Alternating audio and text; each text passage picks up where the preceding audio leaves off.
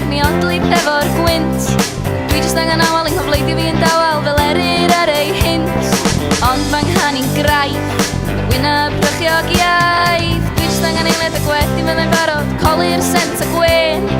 Dwi jyst angen munud lle fedru stopio symud ond mi fydda i'n hen. Efo gwen sy'n siocled poeth, yng nghanol grawys doeth. Achos gwyn sy'n neud chdi'n ddoe, yr hewl sy'n neud chdi'n boi. Croeso i mewn i mywyd i. Dwi jyst angen ces yn llawn o lot o bres, mi stedda i lawr. Dwi angen rhyw glyfrwch sy'n deddfu o flynyddoch ac mi geia i clawr ar y lliw sy'n gael o ffoi. Sy'n gwneud i'm hen i droi, achos gwyn sy'n neud chdi'n ddoe, yr hewl sy'n neud chdi'n boi. Croeso i mewn, croeso i mewn, croeso i mewn i mywyd i. Dwi jyst angen bardd i neud i mi gyn her, geith o fod yn hyll.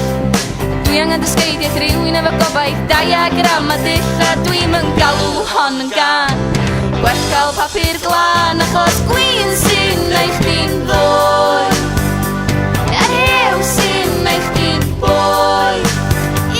Gwyn sy'n neud chdi'n ddoe, yr hew sy'n neud chdi'n boi.